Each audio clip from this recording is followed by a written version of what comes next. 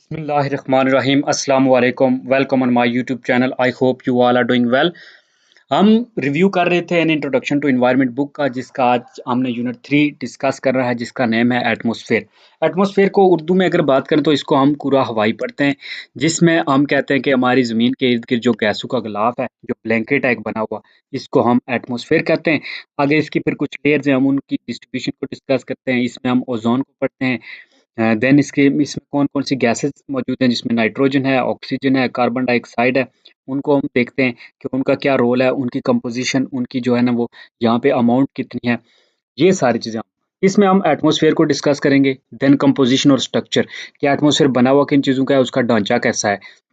Solar radiations in the atmosphere, हमारे जो atmosphere में सोलर रेडिएशन है, जो सूरज से रेडिएशंस आती हैं, उनको हम देखेंगे। फिर क्लाइमेट और अर्बन माइक्रो क्लाइमेट, कि आबो-हवा क्या है। आबो-हवा की अगर तारीफ देखें तो ये है कि एक लॉन्ग टाइम के लिए जो किसी रीजन का होता है वेदर, उसको कलेक्टिवली फिर क्लाइमेट कहा जाता है। देन फिर अर्बन का जो माइक्रो क्लाइमेट, जो शहरों में माइक्रो क्लाइमेट आता है शॉर्ट टाइम के लिए। फिर climate change and global warming की बात करेंगे। क्लाइमेट क्यों चेंज हो रहा है तेजी से, ड्रास्टिकली। देन ग्लोबल वार्मिंग, जो पूरा अर्ज है, इसका टेम्परेचर क्यों इंक्रीज हो रहा है। और एंड पे हम सीजन की बात करेंगे कि सीजन क्या है। और बात देखें अगर तो हम जो है ना बॉटम में रह रहे हैं, हमारे ऊपर जो है ना वो एयर है, हवा है यानी। तो हवा जो जहाँ बॉटम में हम रह रहे हैं, इसके ऊपर जो है ना वर्टिकली ओशन ऑफ एयर की यानी हवा का एक समंदर है एक्सटेंडिंग अपवर्ड। और ये जो समंदर है, ये जो हवा है, ये तकरीबन 16,000 किलोमीटर ऊपर यानी 1600 किलोमीटर, सॉरी 1600 किलोमीटर ऊपर तक है। और इस पूरे इन्वेलप जो गैसेस का है, इसको एटमॉस्फेयर कहा जाता है। ये जमीन है, इसके इर्द गिर्द ये एक ब्लैंकेट की तरह, इन्वेलप की तरह होती है, जिसका लपेटा हुआ है इसने जमीन को। तो ये एटमॉस्फेयर है। और ये मोर टर्बुलेंट है, यानी इसमें बहुत जल्दी से तब्दीली हो सकती है, बहुत ज़्यादा मूवमेंट होती है और मोबाइल हरकत करती है then the ocean of water. कि जितना पानी समंदर है, उसमें जितना पानी है, जितनी जल्दी वो हरकत करता है, ये उससे भी तेज़ है जो हवा है। कंपोजिशन एटमॉस्फेयर की ड्रास्टिकली चेंज हो रही है, यानी खौफनाक हद तक, ये खतरनाक हद तक तब्दील हो रही है जब से ये बना हुआ है। इसमें बहुत ज़्यादा जो है ना वो तब्दीलियाँ आ रही हैं, गैसेस जो है ना मज़ीद ऐड भी हो रही हैं। बहुत से ऐसे वाक़यात हो रहे हैं जिसमें वोल्केनिक इरप्शंस वगैरह हैं, carbon, hydrogen, nitrogen, oxygen inter हो रहा है। और प्रोसेस जो है ना वो तेज़ी से हो रहे हैं, गाड़ियाँ वगैरह जो चल रही हैं, धुआँ निकल रहा है, ये सारी चीज़ें इसमें इंट्रोडक्शन में बेसिकली आ रही हैं, कि इसमें जो है ना तब्दीलियाँ आ रही हैं। एक बॉक्स में दिया हुआ the gas hypothesis. Gas hypothesis को जो है ना प्रपोज़ किया था एक ब्रिटिश केमिस्ट थे, जेम्स लिवलॉक ने। लवलॉक, जेम्स लवलॉक, उन्होंने कहा जी कि गैस हाइपोथेसिस में उन्हें सजेस्ट किया कि जो बैलेंस है atmospheric carbon dioxide and oxygen, कि जो एटमॉस्फेयर में कार्बन डाइऑक्साइड और ऑक्सीजन मौजूद है, ये बैलेंस जो है ना वो मेंटेन किया हुआ है बाय लिविंग ऑर्गेनिजम्स। कि जो जिंदा चीज़ें इसमें मौजूद है ना एटमॉस्फेयर में, यानी ज़मीन पे जो जिंदा चीज़ें रह रही हैं और फिर हवा में हैं या समंदर में हैं, उन सब चीज़ों ने ये कार्बन डाइऑक्साइड और ऑक्सीजन को मेंटेन किया हुआ है। Responsible not only for creating unique atmosphere chemical composition but also for other environmental practices that make life possible on earth. तो ये है कि ये जो लिविंग ऑर्गेनिजम्स हैं, यही रिस्पॉन्सिबल हैं सिर्फ यूनिक एटमॉस्फेयर की केमिकल कंपोजिशन के लिए ही नहीं, बल्कि और भी जो माहौल में तब्दीलियां आ रही हैं और जो चीज़ें ज़रूरी हैं जिंदा रहने के लिए, लाइफ के लिए, उन सब को मेंटेन जो हैं वो लिविंग ऑर्गेनिज्म ने किया हुआ है। तो यही चीज़ें हम जो है ना वो डिटेल में आगे डिस्कस करेंगे। तो ये गैस हाइपोथेसिस है। डिफाइनिंग वेदर एंड क्लाइमेट, तो वेदर ऊपर हमने वेदर और क्लाइमेट के पढ़े थे, कि वो आगे हम टॉपिक को डिस्कस करेंगे। उसमें अब डिफरेंस क्या है। तो वेदर जो होती है ना, ये डिस्क्रिप्शन होती है of the physical condition of the atmosphere. ये शॉर्ट टाइम के लिए होती है बेसिकली, कि किसी जगह में मॉइस्चर, टेम्परेचर, प्रेशर और विंड कैसा है। एंड डेली वेदर, और हम डेली वेदर कहते हैं जी कि अभी जो है ना सुबह हम क्या लेते हैं कि कोल्ड है, फिर डे को हम क्या लेते हैं हॉट है जब धूप होती है। तो इसी तरह होती है, ये determined bye movement of air message, कि इस ये हवा के लिहाज से तब्दील होता रहता है, या अभी जो है ना वो क्लाउड है, अभी फिर जो है ना रेनी हो गई है वेदर। तो ये सारी चीज़ें, लेकिन जो क्लाइमेट होती है वो लॉन्ग टाइम डिस्क्रिप्शन होती है, लॉन्ग टाइम डिस्क्रिप्शन पैटर्न है वेदर का इन ए पर्टिकुलर एरिया, एक खास जगह में, किसी खास जगह पे जो है ना वो एक लॉन्ग टाइम के लिए जो होता है ना वेदर की प्रिडिक्शन या वेदर का जो पैटर्न होता है, उसको क्लाइमेट कहते हैं एक खास एरिया में। तो क्लाइमेट जो है ना वो साइक्लिक चेंजेस की वजह से over decade, centuries and millennia, यानी इसमें 10 साल भी हो सकते हैं, सदी भी हो सकती है और हज़ार साल तक भी हो सकता है कि उसके बाद किसी जगह का क्लाइमेट जाके बनता है। तो ये वेदर और क्लाइमेट में डिफरेंस हो गया कि वेदर शॉर्ट टर्म चेंज को कहते हैं, और जो क्लाइमेट होता है वो लॉन्ग टर्म चेंज को कहते हैं, लॉन्ग टर्म पैटर्न को कहते हैं। ये यूनिट के जो ऑब्जेक्टिव हैं इसमें अगर देखेंगे तो स्ट्रक्चर और कंपोजिशन जो है ना एटमॉस्फेयर का वो आप अंडरस्टैंड कर लेंगे, वो आप बता सकेंगे इस यूनिट को पढ़ने के बाद। फिर आप कैरेक्टरिस्टिक आइडेंटिफाई कर पाएँगे और टाइप्स ऑफ क्लाइमेट जो pertaining into the south Asian region के, जो ये पाकिस्तान वाला रीजन है या साउथ एशियन जो जिसमें ये इंडिया वगैरह भी आता है। देन फिर जो एनालाइज़ करेंगे ह्यूमन कंट्रीब्यूशन क्या है ग्लोबल क्लाइमेट चेंज में, कि इंसानों का क्या किरदार है, कैसे इंसानों की वजह से जो है ना फिजिकल और बायोलॉजिकल सिस्टम में तब्दीलियाँ आ रही हैं। पहला टॉपिक है हमारा सेक्शन 3.1 में, चैप्टर 3 में, यानी वो है एटमॉस्फेयर कंपोजिशन एंड स्ट्रक्चर। इसमें एटमॉस्फेयर क्या होता है, फिर उसकी कंपोजिशन और स्ट्रक्चर की बात करेंगे। तो इंट्रोडक्शन में हम बेसिकली डिस्कस कर चुके हैं कि एटमॉस्फेयर है क्या, कि जो ब्लैंकेट है या जो इन्वेलप है गैसेस का around the earth is called atmosphere. तो एटमॉस्फेयर की यूनिक प्रॉपर्टीज हैं और ये अराउंड द अर्थ पाया जाता है। हम यहाँ पे इसकी कंपोजिशन और इसका वर्टिकल स्ट्रक्चर देखें तो वर्टिकल डिवीजन है एटमॉस्फेयर की डिस्ट्रिक्ट जो है ना वो डिस्टिंक्ट लेयर्स में, and ecological significance of air इसमें हम वो डिस्कस करेंगे। तो सबसे पहले हम बात करते हैं अर्थ का जो एटमॉस्फेयर है वो कंपोज होता है जी अबाउट 78% इसमें नाइट्रोजन है, यानी 100% अगर गैसेस को देखा जाए तो 78% नाइट्रोजन है, और ये नाइट्रोजन की अमाउंट फिक्स है। ये क्या होता है कि डिकम्पोज होके फॉर एग्जांपल हमारी जो बॉडी है वो हम डेड होते हैं, तो बैक्टीरिया वगैरह जो होते हैं ये हमें, हमारी बॉडी में नाइट्रोजन है, प्लांट्स हैं उनकी बॉडी में नाइट्रोजन है, या फिर और भी जो चीज़ें हैं उनमें नाइट्रोजन है। तो यहाँ पे वो डेड होती हैं तो यहाँ पे बैक्टीरिया छोटे-छोटे जो होते हैं उस बॉडी को गलती सड़ती है। गलने के बाद ये जो नाइट्रोजन है दोबारा सॉइल में मिक्स हो जाती है और फिर दोबारा उसको प्लांट ले लेते हैं। तो ये प्रोसेस चलता रहता है, यानी ये जो 78% नाइट्रोजन है ये कायम रहती है, फिक्स्ड अमाउंट है, कांस्टेंट है। फिर 21% ऑक्सीजन है और 0.93% जो है ना ऑर्गन है, और देन कुछ ट्रेसेस मिकदार में भी गैसेस पाई जाती हैं। और जो होती है कार्बन डाइऑक्साइड उसकी जो है ना वो यहाँ पे लिखी हुई है देखें 0.035 है। तो ये टेबल में बताया गया है सबसे ज़्यादा नाइट्रोजन है, उसके बाद ऑक्सीजन, ऑर्गन, कार्बन डाइऑक्साइड, और सबसे कम जो है ना वो ज़ीनोन है। तो इसलिए ज़्यादातर जो है ना वो सबसे ज़्यादा और सबसे कम वाले में से क्वेश्चन आ जाता है। तो कुछ जो ट्रेसेस आती हैं जो 0.1% कंटेन मैनी स्मॉल जो इंपॉर्टेंट ट्रेसेस गैसेस हैं जिसमें वाटर वेपर्स आ जाते हैं, कार्बन डाइऑक्साइड और ओजोन पाई जाती है। तो ये जो ट्रेसेस गैसेस हैं ये भी इंपॉर्टेंट है और इनका भी अर्थ के जो क्लाइमेट है उसके ऊपर काफ़ी इम्पैक्ट होता है। तो ये हो गया कंपोजिशन के गैसेस कौन-कौन सी पाई जाती हैं। अब मेजर गैसेस जो पाई जाती हैं उसमें हमने सबसे पहले पढ़ लिया नाइट्रोजन के NO2 जिसका जो है ना सिंबल है, और 78% वो पाई जाती हैं। नाइट्रोजन गैस जो है ना वो लार्जली इनर्ट है। इनर्ट का मतलब होता है कि जो केमिकल रिएक्शन नहीं करती, many meaning that it does not readily react with other substance, और इसका मतलब यह है कि इनर्ट का मतलब यह है कि ये दूसरी चीज़ों के साथ जल्दी जल्दी रिएक्शन नहीं करती और नए कंपाउंड नहीं बनाती। दूसरे नंबर पे आती है जो ऑक्सीजन, O2 जो 21% पाई जाती है। ऑक्सीजन जो है ना वो हमें रिस्पिरेशन यानी ब्रीथिंग के लिए, हम जो सांस लेते हैं इसके लिए हमें ऑक्सीजन ज़रूरी है, हमारी बॉडी के प्रोसेसेस के लिए ऑक्सीजन ज़रूरी है। तमाम जो एनिमल्स हैं अर्थ पे उनके उनमें रिस्पिरेशन के लिए ये ज़रूरी है। फ्रॉम ह्यूमन टू बैक्टीरिया, यानी इंसानों से लेके बैक्टीरिया तक सबको ऑक्सीजन चाहिए होती है।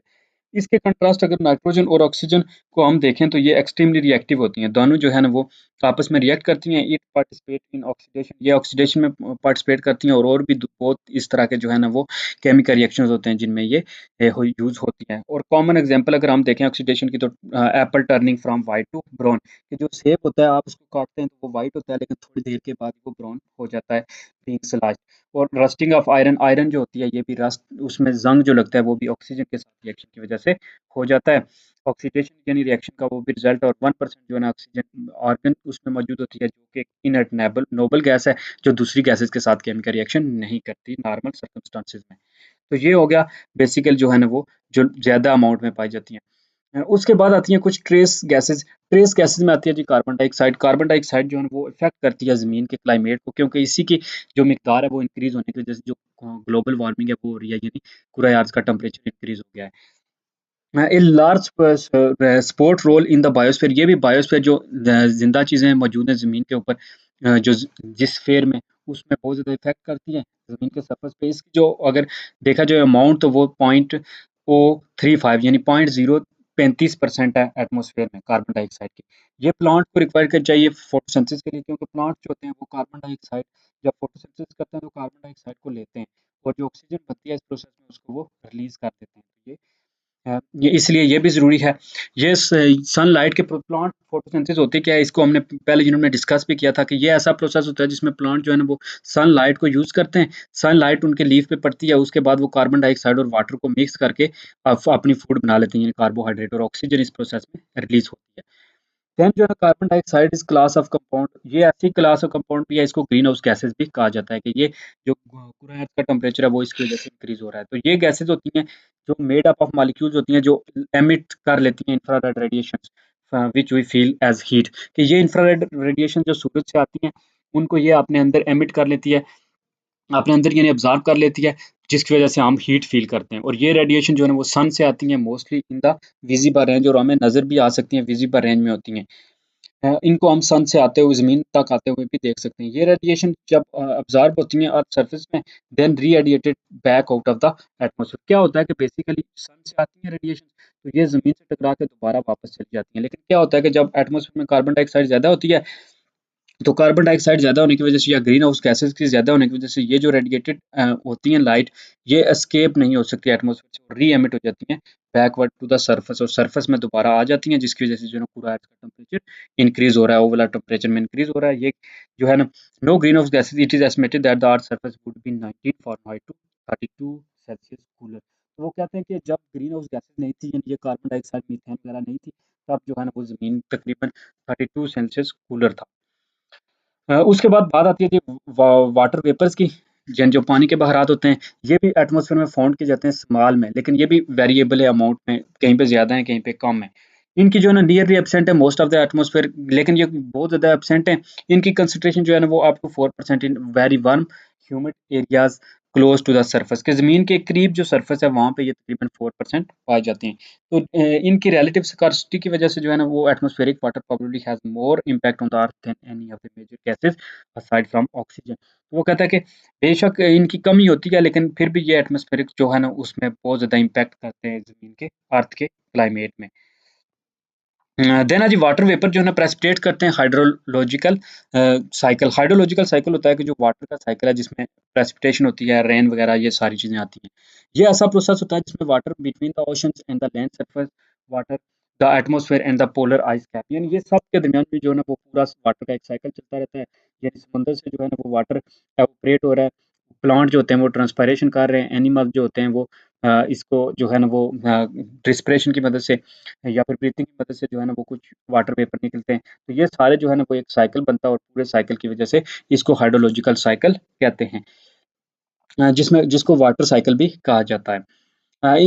ये नेक्स्ट हम डिस्कस करेंगे। फिर जो है ना वो द वाटर साइकिल्स ड्राइव्स अरुयन, अरुयन जो है ना अरुयन होता है बेसिकली, जिसको हम कहते हैं soil removal of soil surface, यानी ज़मीनी कटाव, कि ज़मीन के जो ऊपर वाली तय है वो आस्ता-आस्ता अगर पानी कम हो जाए तो वो खुश्क होके जो मिट्टी जैसे उड़ती रहती है, एक जगह से दूसरी जगह जाती रहती है। फिर रॉक की ब्रेकिंग एंड वेदरिंग, यानी जो पत्थर वगैरह है वो भी टूटते हैं, उनकी भी शक्ल तब्दील होती है, ये भी होता है। इसको भी वाटर साइकिल जो होता है वो इफेक्ट करता है। डिटरमिन द वेदर क्लाइमेट, ये अर्थ क्लाइमेट, अर्थ वेदर भी जो है ना वो डिटरमिन किया जाता है इस पानी की वजह से। And set up climate condition that makes land areas dry और वेट, और इसी की वजह से ये होता है कि ये ज़मीन को किसी को बताती है कि वो ड्राई है या फिर वेट है। तो ये सारी चीज़ें जो है ना वो बेसिकली हैबिटेबल और इनहॉस्पिटेबल, ये फिर ज़मीन रहने के काबिल है या नहीं है। तो ये फिर cooled century water vapours form cloud, तो यही वाटर के जो पानी के बहारात होते हैं जब कूल्ड होते हैं सफिशिएंटली एक खास मिकदार तक, तो वो क्लाउड बन जाते हैं by condensing to liquid water to droplets, और लिक्विड वाटर जो होता है वो ड्रॉपलेट्स में हो जाता है।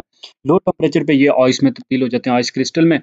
तो फिर क्रिएटिंग जो है ना वो रेन बनती है, इससे snow cloud effects climate by reflecting some of the energy coming from the sun, making the planet somewhat cooler. तो इस वजह से जो है ना वो कहीं हद तक जो प्लेनेट होता है, जो ज़मीन प्लेनेट है, ये कूल हो जाता है। वाटर वेपर जो है ना इम्पोर्टेंट ग्रीन हाउस गैस भी है, क्योंकि ये concentrated near the surface and plays a wider role in the monitoring. ये भी इम्पोर्टेंट रोल प्ले करती है जो अर्थ का टेम्परेचर होता है उसमें, और ग्रीन हाउस जो गैसेज आते हैं जिसमें कार्बन डाइऑक्साइड और मीथेन है उसके साथ मिलके।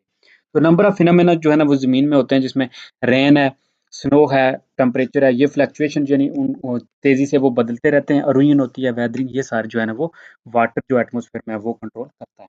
नेक्स्ट आती है ओज़ोन, जिसको O3 कहा जाता है। ये गैस है, एटमॉस्फेयर में ये लेयर में पाई जाती है, इन अ लेयर अबाउट 9 टू 36 जो है ना वो यानी 15 टू 60 किलोमीटर के अंदर जो है ना वो अल्टीट्यूड में ऊपर अगर जाएँ तो हम। ओज़ोन गैस जो है ना वो इरिटेटिंग टू पीपल आई, ये लोगों की आईज़ और स्किन के लिए जो है ना इरिटेट कर सकती है। केमिकली ये attack rubber and plant tissue पे जो है ना वो रबर प्लांट और जो प्लांट टिश्यू हैं उनके ऊपर अटैक करती है। ये vital lie on the earth because it absorb, ये ज़मीन पे जो रहने वाले लोग हैं उनके लिए इसलिए ज़रूरी है क्योंकि ये ओज़ोन की एक लेयर होती है गैसेज़ की O3 की। तो जो सूरज की आती है ना रेडिएशन वगैरह, वो वहाँ से ये प्रोटेक्ट करती है, उनको जो है ना वो रिफ्लेक्ट कर देती है या उनको ज़मीन पे नहीं पहुँचने देती। तो आपने सुना होगा कि ओज़ोन की डिप्लीशन हो रही है, ओज़ोन लेयर की डिप्लीशन का मतलब होता है घिटाव हो जाना या घिस जाना। इसलिए कि जो इसकी थिकनेस होती है ओज़ोन लेयर की इन द एटमॉस्फेयर डिक्रीज़, जो उसकी मोटाई है वो कम होती जा रही है, जिसकी वज़ह से जो high energy ultra violet radiations हैं जो सूरज से आती हैं वो ज़मीन के सरफेस पे आ रही हैं। तो अगर ओज़ोन लेयर जो है ना वो would have been intact, it would have absorbed this high energy UV rays. तो अगर सूरज ओज़ोन जो है ना वो प्रॉपर इंटैक्ट रहती है, वो प्रॉपर अपनी जगह पे रहती है, उसको उसकी जो है थिकनेस है वो कम ना होती, तो वो इन रेडिएशन को जो है वो ऑब्जर्व कर लेती। तो ये जो शॉर्टर वेवलेंथ की रेडिएशंस होती हैं responsible for sun tans and is sufficiently powerful to harm cells, ये हमारे सेल्स को स्किन कैंसर काज कर सकती है और हमारे जो स्किन के टिश्यू है उनको बर्न कर सकती है। इसकी वजह से जो है ना पेनफुल सन बर्न नो, जिसको हम कहते हैं कि सन बर्न हुआ है, यानी सूरज की वजह से स्किन का कलर इस तरह पड़ जाता है या स्किन पे नजर आता है कि वो जली हुई है। तो ओज़ोन मॉलिक्यूल जो है ना वो जब ऑक्सीजन के मॉलिक्यूल के साथ वो अब्ज़ॉर्ब नियरली जो तमाम हाई एनर्जी यूवी होती हैं वो अब्ज़ॉर्ब कर लेती हैं और प्रोटेक्ट कर लेती हैं अर्थ के सरफेस को from the most damaging radiation से। इसलिए ओज़ोन ज़रूरी है। तो अमाउंट जो ओज़ोन है एटमॉस्फेयर में वो माइन्यूट है, बहुत कम है। तो अगर इसको if it were all transported to the surface, अगर इसको हम ज़मीन के सरफेस पे ले आएँ तो the ozone gas would layer about 0.1 to 0.16, यानी 2.5 टू 4.0 मिलीमीटर है, यानी इतनी कम इसकी थिकनेस है। तो ये इतनी थिन होती है लेकिन फिर भी जो है ना ये ज़मीन को जो है ना उसके अराउंड एक शील्ड के तौर पे काम कर रही है और सूरज से आने वाली जो हार्मफुल सोलर रेडिएशंस है उनसे प्रोटेक्ट करती है। ओज़ोन डिप्लीशन क्या है? अच्छा, यानी वो उसकी जो कम हो रही है या घटाव हो रहा है उसका। तो ह्यूमन जो है ना वो वैरायटी ऑफ गैसेस या क्लोरीन कंटेनिंग जो कंपाउंड्स हैं उनको रिलीज़ कर रही है एटमॉस्फेयर में, जो ये क्लोरीन जो है ना ये का जाके एक्ट करता है ओज़ोन के साथ, ये क्लोरीन। ओज़ोन के साथ जब ये क एक्ट करता है तो ये एक ऑक्सीजन को लेके तो बाकी जो है ना वो ऑक्सीजन बन के हवा में उड़ जाती है, जिसकी वज़ह से ओज़ोन खत्म हो रही है। अब जो मोस्ट इम्पोर्टेंट गैस है जो क्लोरोफ्लोरोकार्बन्स है, ये हमने बहुत दफ़ा सुना है कि ये एसी वगैरह में या फ्रिज जो होते हैं उनमें इस्तेमाल होती है। पर सीएफसीएस जो है ना इन्वेंट की थी 1982 में बाय थॉमस मिडगेली ने जूनियर ने, और इसको नॉन किया जाता है मोस्ट जो है ना wonderful compound as these were non toxic, यानी नॉन पॉइज़नस है, नॉन फ्लेमेबल है, डू नॉट कैच फायर, और ये फायर भी इसको नहीं लगती। ये इनर्ट भी है कि ये दूसरों के साथ जो है ना वो रिएक्ट भी नहीं करता। नॉर्मल कंडीशन में इकोनॉमिकल और चीप प्रोड्यूस्ड भी है। इसीलिए ये जो ना वाइडली यूज़ की जाती है एयर कंडीशनर्स में, रेफ्रिजरेटर में, बॉडी और हेयर स्प्रे जो होती हैं उनमें भी, रूम रिफ्रेशर्स के तौर पे भी इसको इस्तेमाल किया जाता है एंड मेनी अदर जो प्रोडक्ट्स हैं डेली यूज़ के उसमें भी। तो ये कंपाउंड जो होते हैं इनमें क्लोरीन होता है मोस्टली, ये क्लोरीन जब एटमॉस्फेयर में रिलीज़ होती है तो ये ओज़ोन के साथ रिएक्शन करती है in the presence of high energy UV, यानी अल्ट्रावायलेट जो रेडिएशंस है उनकी मौजूदगी में। जब ये रिएक्ट करती है तो ओज़ोन के मॉलिक्यूल जो होते हैं वो ब्रेक हो जाते हैं। तो क्लोरीन जो है ना वो डिस्ट्रक्ट कर रही है एटमॉस्फेरिक ओज़ोन को और आस्ता-आस्ता जो है ना वो हवा से ओज़ोन कम हो रहा है, यानी वो वास्ट आउट हो रहा है। In addition to gases, atmosphere जो है ना वो wide variety of tiny particles suspended in the air. Air में जो है ना वो छोटे-छोटे पार्टिकल्स भी सस्पेंड होते हैं जिनको एरोसोल्स कहते हैं। ये पार्टिकल जो होते हैं ना वो लिक्विड भी हो सकते हैं, सॉलिड भी हो सकते हैं, यानी वाटर ड्रॉपलेट या रेन ड्रॉपलेट की शक्ल में भी हो सकते हैं, और सॉलिड कोई पार्टिकल जिस तरह कोई मेटल के होंगे वो चीज़ें भी हो सकती हैं जो धुएँ के साथ चली जाती हैं। Long time to settle out of the atmosphere by gravity, और इनको बहुत ज़्यादा टाइम चाहिए होता है सेटल आउट होने के लिए। इसमें अब स्मोक पार्टिकल्स हैं, सी सॉल्ट है, डेजर्ट सैंड है और रेन ड्रॉप सबसे ज़्यादा पाए जाते हैं। एग्जाम्पल है एरोसोल की, इसमें सस्पेंडेड सॉइल और डेजर्ट सैंड, ये जो रेत वगैरह हवा की मदद से ऊपर उड़ जाती है। फिर tiny smoke particle from a forest fire, के एक जंगल में जो आग लग जाती है उसमें जो होते हैं टाइनी धुएं के जो पार्टिकल्स होते हैं। फिर पार्टिकल्स और ड्रॉपलेट ऑफ ओशन वाटर के जो ड्रॉपलेट्स होते हैं हैज़ ऑपरेटेड। फिर प्लांट पोलन और पार्टिकल जो है ना वो formed from the pollution created by coal burning, के हम जो कोयला वगैरह जलाते हैं उसकी मदद से भी, ये सारे जो पार्टिकल्स हैं इनको एरोसोल्स कहा जाता है। अच्छा, नेक्स्ट है जी स्ट्रक्चर ऑफ एटमॉस्फेयर। यहाँ तक था कंपोजिशन के, उसमें गैसेस कौन कौन सी पाई गई हैं वो सारी हमने डिस्कस की, जो मेन गैसेस थी वो, और साथ में कुछ हमने ये भी देखा कि शॉर्ट गैसेस और उनकी अमाउंट क्या क्या है। और फिर एटमॉस्फेयर का जो है ना वो ओजोन का रोल क्या है, नाइट्रोजन का रोल, ऑक्सीजन का रोल, वाटर वेपर्स का। स्ट्रक्चर की बात करें तो जो ज़मीन एटमॉस्फेयर है इसको डिवाइड किया गया है फर्दर लेयर्स में according to major changes in temperature. Temperature के लिहाज से ग्रेविटी जो पुश करती है लेयर्स को वो of air down on the earth surface के ज़मीन के नीचे की तरफ का this push is called air pressure. इसको एयर प्रेशर कहा जाता है। Gravity pushes the layer of air down on the earth surface this pushes is called इसको एयर प्रेशर कहा जाता है। और 95% 99% जो होता है total mass of the atmosphere is below 32 kilometre. इस वजह से जो है ना वो पहला जो 32 किलोमीटर है ना ये वैसे तो वो बहुत ऊपर है एटमॉस्फेयर, लेकिन जो पहले 32 किलोमीटर है ना इसमें ज़्यादा गैसेस पाई जाती हैं, ज़्यादा टोटल है मैसेज ऑफ एटमॉस्फेयर क्योंकि यहाँ पे ग्रेविटी ज़्यादा है। तो इसकी आप पहली लेयर की बात करें तो वो है ट्रोपोस्फेयर। ट्रोपोस्फेयर जो है ना वो जीरो से यानी अर्थ के सरफेस से जो है ना वो 12 किलोमीटर तक जो है ना वो आती है troposphere. Surface of the earth up to 12 kilometre. Troposphere जो है ना इसमें 80% जो है ना मैस है ऑफ द एटमॉस्फेयर, यानी टोटल एटमॉस्फेयर का 80% जो है ना सिर्फ ट्रोपोस्फेयर में आता है। इसमें जो है ना अलॉन्ग विद मोस्टली जो है ना nearly all the water vapour जो भी है वो इसमें आते हैं। ये इस लेयर में जो है ना हम ब्रीथ करते हैं, एयर है जिसमें हम सांस लेते हैं, विंड वगैरह ऑब्जर्व करते हैं, cloud that bring over rain. और क्लाउड भी जो है ना इसी 32 किलोमीटर में है। इनफैक्ट जो तमाम चीज़ें जो हमें चाहिए वेदर के लिए, जो हमारे वेदर को इफेक्ट करती हैं, वो सारी ट्रोपोस्फेयर में है, इसलिए इसको हम चेंजिंग स्फीयर भी कहते हैं। तमाम जो कोल्ड फ्रंट्स हैं, वार्म फ्रंट्स हैं, high and low pressure system है, स्टॉर्म्स वगैरह आते हैं जो सिस्टम है, एंड और अदर जो फीचर्स हैं जिसमें हम वेदर मैप और तमाम चीज़ें जो लोएस्ट लेयर है ये सब इस ट्रोपोस्फेयर में होते हैं। स्फेयर थंडरस्टॉर्म में पेनिट्रेट टू द ट्रोपोपॉज। तो और जो स्फेयर जो होते हैं थंडरस्टॉर्म वो हो सकता है कि वो पेनिट्रेट कर जाए ट्रोपोपॉज में, बाकी सारी चीज़ें ट्रोपोस्फेयर में।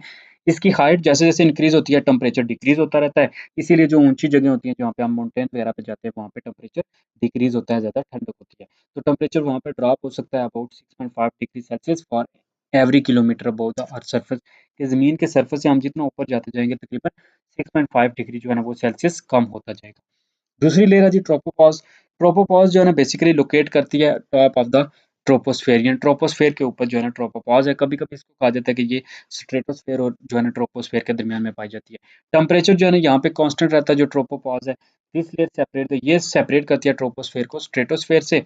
We find the jet stream here. हम जहाँ पे जो है ना वो जेट स्ट्रीम जो होती है उसको फाइंड कर सकते हैं। और very strong wind that below eastward. और यहाँ पे जो है ना वो स्ट्रॉन्ग विंड्स भी हो सकती हैं।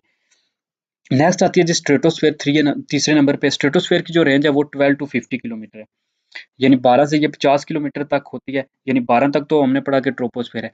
ये lowest part of the stratosphere है, यानी ये जो 50 किलोमीटर है। वैसे जो है ना ये फिर जो है ना टेम्परेचर अगर यहाँ पे देखें तो ये भी कांस्टेंट रहता है, -60 डिग्री सेल्सियस तक होता है। स्ट्रेटोस्फेयर में जो है ना वो most of the ozone found in the stratosphere. जो स्ट्रेटोस्फेयर में है ना ओजोन जो O3 के बारे में जिसमें पढ़ा है वो स्ट्रेटोस्फेयर में पाई जाती है।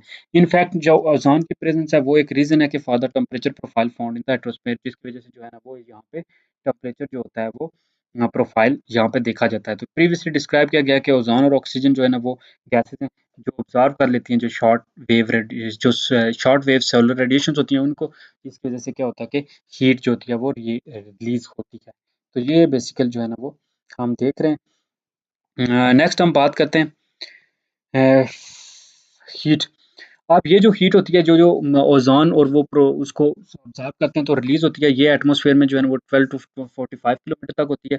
और ये स्ट्रेटोस्फेयर को जो है ना वो characteristic temperature increase with height, जैसे जैसे हाइट के साथ जो है ना वो टेम्परेचर इंक्रीज होता रहता है।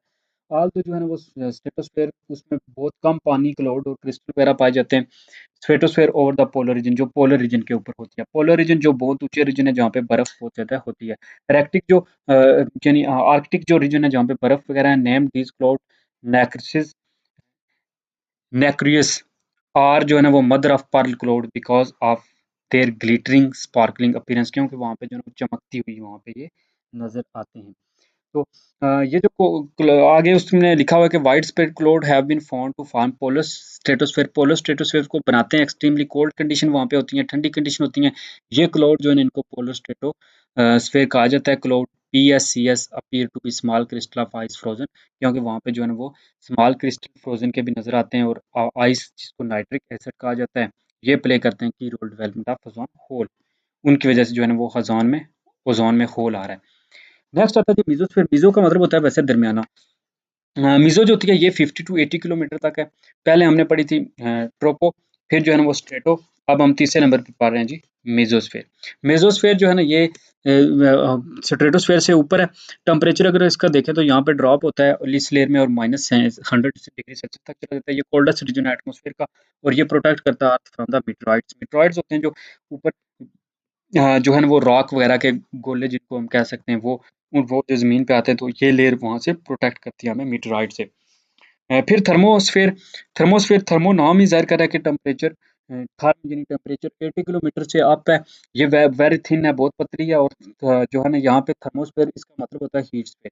टेम्परेचर जो है ना इस थिन लेयर में बहुत ज़्यादा होता है क्योंकि अल्ट्रा रेडिएशन जो है ना वो टर्न इनटू हीट यहाँ पे हीट में तब्दील हो जाती है। टेम्परेचर 2000 से डिग्री सेल्सियस तक यहाँ पे पहुँच जाता है। इसमें अब आगे लेयर्स को डिवाइड किया गया है जिसमें आयोनोस्फेयर आता है और एक्सोस्फेयर आता है। आयोनोस्फेयर जो होता है ना वो इस थर्मोस्फेयर का लोएस्ट पार्ट है। नीचे वाला ये पार्ट है, 2 पार्ट में डिवाइड किया है। नीचे वाले को आयोनोस्फेयर कहते हैं। इसमें जो है ना फ्रॉम 80 टू 550 किलोमीटर तक होता है। गैस पार्टिकल जो है ना यहाँ पे अल्ट्रावायलेट और एक्स-रे रेडिएशन जो है ना वो सन से यहाँ पे ऑब्जर्व कर लेते हैं। ये पार्टिकल जो है ना इलेक्ट्रिकली चार्ज होते हैं। इस वजह से आयन होते हैं, इस वजह से इसमें रेडियो वो वेव्स वगैरह जो है ना वो बाउंस ऑफ होती हैं, आयन्स रिफ्लेक्ट होते हैं। इस वजह से इसको आयोनोस्फेयर कहा जाता है क्योंकि इसमें आयन्स होते हैं। एक्सोस्फेयर होती है। एक्सोस्फेयर अपर पार्ट होता है थर्मोस्फेयर का। ये एक्सटेंड का होता है 550 किलोमीटर से ऊपर और 1000 किलोमीटर तक जाता है। यहाँ पे एयर जो होती है बहुत थिन होती है और this is the area where satellite orbit the earth. और एक्सोस्फेयर में जो होती है ना वो सैटेलाइट होती हैं वो जमीन के इर्द गिर्द ऑर्बिट करती है। मैग्नेटोस्फेयर है, ये वो ज़मीन के इर्द-गिर्द अराउंड एरिया है जो एक्सटेंड होता है बियॉन्ड द एटमॉस्फेयर। एटमॉस्फेयर के बियॉन्ड इसको कहा जाता है जो मैग्नेटोस्फेयर है। यहाँ पे अर्थ का जो मैग्नेटिक फील्ड है वो ऑपरेट होता है। ये 1000 किलोमीटर से अबव जो होता है ना वहाँ से शुरू होता है और ये पॉजिटिवली चार्ज प्रोटॉन और नेगेटिवली चार्ज इलेक्ट्रॉन से बनाया जाता है। इसमें बना हुआ होता है this trap the particles that are given off by the sun. जो पार्टिकल सन छोड़ देता है, गिवन ऑफ कर देता है उनको ये वो मैग्नेटोस्फेयर में ट्रैप हो जाते हैं। क्वेश्चन है जी कि how the volcanic eruption contribute to the formation of atmosphere. Volcanic eruption जो है ना वो डिफरेंट टाइप की गैसेस को रिलीज करता है जिसमें ऑक्सीजन है, कार्बन डाइऑक्साइड है, फिर CH4 मीथेन वगैरह है। तो वो सब जब गैसें रिलीज होती हैं तो एटमॉस्फेयर में, तो एटमॉस्फेयर जाहिर सी बात है गैसेस का बना हुआ है, तो उसमें वो उसकी फॉर्मेशन में जो है वो कंट्रीब्यूट करती हैं क्योंकि एटमॉस्फेयर जो है वो स्टिल चेंज हो रहा है, स्टिल जो है ना वो मोशन में है, हरकत में है क्योंकि जब से वो बना है गैसेस वगैरह इंक्रीज हो रही हैं, यूनिक कैरेक्टरिस्टिक उसकी तब्दील हो रही हैं। Why is the earth atmosphere unique in its characteristic. Unique है क्योंकि इसमें जो है ना वो एक तो इसको मेंटेन किया जा रहा है, ह्यूमन जो लिविंग ऑर्गेनिज्म है वही मेंटेन करते हैं। इसमें जो डिफरेंट गैसेस हैं उनकी जो कंपोजिशन है कुछ की वो ट्रेस में पाई जाती हैं, कुछ लार्ज में पाई जाती हैं और उसकी यूनिक कैरेक्टरिस्टिक है, ये लाइफ को सपोर्ट करता है। फिर जो है ना इसमें ये सूरज की जो रेडिएशन है उनसे प्रोटेक्ट करता है। तो ये in how many layers the atmosphere can be divided. तो एटमॉस्फेयर को बेसिकली जो है ना वो ट्रोपोस्फेयर, ट्रोपोपॉज, स्ट्रेटोस्फेयर और मेसोस्फेयर में डिवाइड किया जाता है। देन फिर थर्मोस्फेयर भी आती है, कुछ कई जगहों पे 4 और 5 भी लिखा जाता है लेकिन आपकी बुक पे अभी 5 है क्योंकि पहली आती है ट्रोपो, फिर ट्रोपोपॉज है, फिर जो है ना वो स्ट्रेटो है, देन फिर जो है ना स्ट्रेटो के बाद आता है मेसो, मेसो के बाद आता है थर्मो। ठीक है, तो यहाँ पे ये 5 बनती हैं। देन जो है ना वो what is the significant role play by stratosphere. Strato में जो है ना ओज़ोन है तो ओज़ोन का फिर जो है ना वो सिग्निफिकेंट रोल है। नेक्स्ट दूसरा टॉपिक है जी 3.2 सेक्शन 3.2 में हम देखते हैं कि solar radiation in the atmosphere के एटमॉस्फेयर में सोलर रेडिएशंस कैसे इंटर हो रही हैं, उनका क्या रोल है। तो सन जो है ना वो अर्थ को सप्लाई कर रहा है जी enormous number amount of energy. Energies जो है ना वो सन सोलर एनर्जी से ही आती है, आगे उसी की मदद से जो है ना प्लांट भी फोटोसिंथेसिस करते हैं, जो भी लाइफ पे जिंदगी की एक्टिविटीज़ हैं। अगर सूरज लाइट ना हो यानी हीट ना हो तो ये लाइफ मुमकिन नहीं है। चीज़ें जो है ना फसलों को चाहिए होती है एनर्जी, रोशनी, ये सारी चीज़ें तो फ्लक्चुएट करती हैं from time to time. Incoming जो सोलर एनर्जी होती है at the type of the atmosphere average about, तो अगर एटमॉस्फेयर के टॉप पे देखा जाए तो वहाँ पे ये 1300 जो है ना 30 वाट्स पर स्क्वायर मीटर आती है। तो जैसे-जैसे जो है ना नीचे देखे जाएँ तो रिफ्लेक्ट होती रहती है और ऑब्ज़र्व होती रहती है एटमॉस्फेयर पे और ज़मीन पे half the earth faces away from the sun at the any given time. तो एक वक़्त में जो है ना वो सूरज सिर्फ़ ज़मीन की एक साइड पे लगता है, जिसकी वज़ह से वो कहता है कि एक साइड जो है ना वो महरूम होती है। किसी भी वक़्त अगर आप जज कर लें तो अमाउंट जो रीचिंग करती है अर्थ के ऊपर वो 10,000 times greater than all installed electric capacity in the world. कि दुनिया में जितनी कैपेसिटी इंस्टॉल की गई है, जितनी ज़्यादा इलेक्ट्रिसिटी यूज़ की जा रही है, उससे 10,000 टाइम जो है ना वो ज़्यादा ज़मीन पे पहुँचती है। तो अब्ज़ॉर्प्शन जो होती है सोलर एनर्जी की एटमॉस्फेयर के वो सिलेक्टिव है क्योंकि कुछ लाइट की जो रेंज है वो अब्ज़ॉर्ब होती है और कुछ नहीं होती। तो विज़िबल लाइट जो passes through almost undiminished where ultra light is absorb. तो कुछ जो होती है ना विज़िबल लाइट वो ऑलमोस्ट जो है ना अनडिमिनिश्ड है, वो खत्म नहीं हो सकती, जबकि जो अल्ट्रावायलेट लाइट है वो ऑब्जर्व होती है mostly bye ozone in the stratosphere, वो स्ट्रेटोस्फेयर में ऑब्जर्व कर ली जाती है। इंफ्रारेड रेडिएशन जो है ना वो कार्बन डाइऑक्साइड और वाटर ट्रोपोस्फेयर में ऑब्जर्व कर लेते हैं। स्कैटरिंग ऑफ लाइट जो है ना वो बाय वाटर ड्रॉपलेट के पानी की जो बहरात की वजह से जो लाइट स्कैटर होती है, जो फैल जाती है, वो आइस क्रिस्टल या फिर डस्ट पार्टिकल जो अर्थ में होते हैं वो भी सिलेक्टिव है। शॉर्ट वेवलेंथ जो ब्लू रेडिएशन, जो ब्लू लाइट है वो स्कैटर्ड होती है more strongly than long wavelength की। जो शॉर्ट वाली होती है जो ब्लू, वो ज़्यादा स्कैटर्ड होती है as compare to long wavelength यानी जो रेड लाइट है। ब्लू ऑफ क्लियर, ये जो क्वेश्चन कभी-कभी आता है कि ये स्काई क्लीन ब्लू क्यों नज़र आता है? Blue of a clear sky और clean deep water at midday and the spectacular reds of sunrise and sunset are the result of the differential scattering. ये जो लाइट स्कैटर होती है इस वजह से हमें जो सन है वो ब्लू नज़र आता है। और दिन को जो है ना वो deep water at midday and the spectacular को, और दिन को जो है ना वो अगर हम देखें मिड डे में तो डीप वाटर जो है वो भी हमें ब्लू नजर आता है and the spectacular reds of the sunrise, और सनराइज जब हम देखते हैं और जब सन सेट होता है तो वो उस वक्त जो है ना वो रेड हमें नजर आते हैं। ऑन अ क्लाउडी डे, अगर हम क्लाउडी डे देखें तो 90% ऑफ इंसोलेशन इज अब्सॉर्ब और रिफ्लेक्टेड बाय क्लाउड की मदद से जो है ना वो क्लाउड कर देते हैं जब जिन क्लाउड होता है, क्योंकि आगे क्लाउड होते हैं तो वो फिर ये नीचे देखें सरफेस ऑफ अर्थ है, इनकमिंग एनर्जी आ रही है, रिफ्लेक्टेड हो रही है, कुछ रिफ्लेक्ट होकर जा रही है, रिफ्लेक्टेड बाय एटमॉस्फेयर क्लाउड की वजह से जो रिफ्लेक्ट हो रही है, ये ज़मीन से रिफ्लेक्ट होकर जा रही है। यहाँ पे जो ऑब्जर्व हो गई है, ठीक है, रेडिएटेड फ्रॉम सरफेस, ये सरफेस से रेडिएटेड हो गया और ये जो है ना क्लाउड ने ऑब्जर्व कर लिया है। ग्रीन हाउस इफेक्ट, ये जो गैसेस आती हैं जिसमें कार्बन डाइऑक्साइड है या CH4 है, मीथेन वगैरह एब्जॉर्ब कर लेती हैं। अब यहाँ पे जो है ना some solar energy reflective from the, कुछ जो सोलर एनर्जी होती है वो ज़मीन का सरफेस भी रिफ्लेक्ट कर देता है। अब अल्बेडो जो है ना एक टर्म दी गई है जो डिस्क्राइब रिफ्लेक्टिविटी, जो रिफ्लेक्टिविटी को यानी जो सरफेस रिफ्लेक्ट करता है उसको अल्बेडो कहा जाता है। फ्रेश क्लीन जो है ना वो snow can have an albedo of 90%, के जो क्लीन स्नो होती है साफ सुथरी, वो जो है ना 90% तकरीबन जो है ना रेडिएशन को वापस भेज देती है। फिर जो है ना डार्क जो सर्फेसिज होते हैं वो मोस्टली जो ब्लैक होती है टॉप साइड होते हैं, कैनोपी होती है, वो बहुत बहुत ज़्यादा अब्सॉर्ब कर लेते हैं। हमने पढ़ा भी हुआ है कि जो डार्क चीज़ होती है वो, या जो काली चीज़ होती है वो ज़्यादा एनर्जी को अब्सॉर्ब करती है, इसलिए जो है ना वो अगर आप गर्मी में काले कपड़े पहनते हैं तो आपको ज़्यादा गर्मी लगती है as compare to white clothes. तो ये जो अर्थ सरफेस के बारे में कुछ जो है ना वो अल्बेडो एक टर्म आ गया तो वो, हाँ। फिर जो है ना इवेंचुअली हम देखते हैं कि ज़मीन के ऊपर जो भी हीट इंक्रीज़ हो रही है वो रेडिएटेड बैक इनटू स्पेस। ज़्यादातर जो रेडिएशन है वो कुछ एनर्जी अब्ज़ॉर्ब हो रही है और कुछ जो है ना वो अर्थ सरफेस पे और कुछ रेडिएटेड बैक की जा रही है। ये जो चेंज होती हैं प्रॉपर्टीज़ बिकॉन इनकमिंग और आउटकमिंग, जो आउटगोइंग रेडिएशंस हैं, most of the solar energy reaching the earth is in the form of visible light की शक्ल में मोस्टली जो है ना वो पहुँचती है ज़मीन के ऊपर। तो ये फिर आगे जब अब्ज़ॉर्ब होती है इंफ्रा रेडिएशंस वगैरह तो ये हीट एनर्जी में चेंज हो जाती हैं। एक नेक्स्ट फिनोमेना जिसको ग्रीन हाउस इफेक्ट कहा जाता है, इसको ग्रीन हाउस इफेक्ट इसलिए कहा जाता है क्योंकि इसमें जो एटमॉस्फेयर है लाइक द ग्लासेस और रूफ ऑफ ग्रीन हाउस, ये जो ग्रीन हाउस के ऊपर वो ग्लास आपने देखा होगा या फिर जो उसके ऊपर छत होते हैं वो ट्रांसमिट करते हैं sunlight while trapping heat inside, वो हीट जो होती है उसको इनसाइड ट्रैप कर लेते हैं, और जो सनलाइट है उसको जो ट्रांसमिट की जाती है सनलाइट, और ट्रैप कर लेते हैं जो हीट होती है वो अपने उस छत के अंदर। तो इस वजह से इंक्रीज हो रहा है atmospheric carbon dioxide due to human activities appear to be causing a global warming, जिसकी वजह से नजर आ रहा है कि दुनिया में जो है ना पूरा अर्थ का टेम्परेचर इंक्रीज हो रहा है, जिसकी वजह से मेजर मेजर क्लाइमेटिक चेंजेस हो रही हैं जो हम नेक्स्ट चैप्टर में डिस्कस करेंगे। तो ये जो बिकॉज़ साइक्लिंग जो होती है इंफ्रारेड रेडिएशन जो सन से आती है between the atmosphere and the planet, the amount of energy emitted from the earth surface is about 30% greater than the total incoming solar radiation। तो ये जो अमाउंट ऑफ एनर्जी है जो एमिट करता है अर्थ सरफेस, वो उससे जो है ना तकरीबन 30% ज़्यादा है जो इनकमिंग सोलर रेडिएशन है, यानी उससे about 30% greater than the total incoming, यानी इतनी ज़्यादा आ रही है लेकिन उसमें से बहुत कम सी एनर्जी हम इस्तेमाल।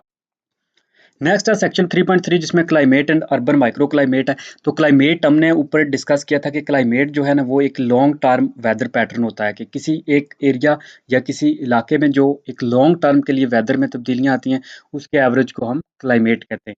तो क्लाइमेट एक कम्प्लेक्स जो है ना वो कंडीशन होती है, जो एग्जैक्टली सेम नहीं रहती, बल्कि एक टाइम टू टाइम वो भी एक जो लोकेशन किसी लोकेशन में जो वन टाइम का होता है क्लाइमेट वैसा ही जो है ना वो नेक्स्ट टाइम नहीं होता।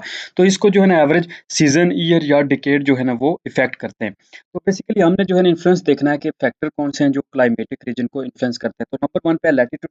लैटिट्यूड बेसिकली होता है कि ज़मीन के ऊपर जो है ना इमेजिनरी लाइंस होती हैं, जैसे ये अर्थ है, ये इसका इक्वेटर है, तो इसके ऊपर ये इमेजिनरी लाइन होती है जिनको हम इमेजिन करते हैं तसव्वुराती, इन सब को जो है ना वो लैटिट्यूड कहते हैं। ये इसको ज़ाहिर जो है ना वो एक ग्रीक लेटर पाई से ज़ाहिर किया जाता है। तो ये ज़मीन के ऊपर जो है ना वो नॉर्थ टू साउथ होती हैं, और ये जो होता है ना इक्वेटर, ये इमेजिनरी लाइन जो होती है ना वो साउथ टू ईस्ट होती हैं। अब जो लैटिट्यूड है, अगर हम इसकी बात करें तो जो इक्वेटर के करीब रीजन होते हैं वहाँ पे जो है ना वो रीजन मोस्टली हॉट होते हैं, क्योंकि वहाँ पे जो है ना वो सनलाइट डायरेक्ट पड़ती है और वार्मर होते हैं, जबकि जो इसके कंट्ररी जो लैटिट्यूड टूवर्ड्स पोलर रीजन, जो पोलर रीजन की तरफ होते हैं वो जो है वो कूलर होते हैं।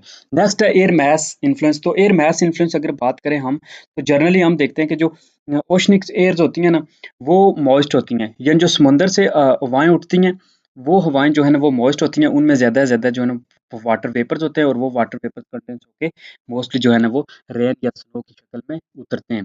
जबकि इसके मुखालिफ अगर देखा जाए, जो कंटिनेंटल एयर है वहाँ पे जो है ना वो ड्राई होती है। तो ये जो है ना इसमें दो चीज़ें इंपॉर्टेंट है। नेक्स्ट है location of global high and low pressure zone. तो high and low pressure zone की अगर बात करें तो जो गर्म एयर होती है ना, हॉट एयर, वो बेसिकली जो है ना वो वहाँ पे ऊपर उठती है, क्योंकि वो होती है उसका वेट जो होता है वो लाइट होता है।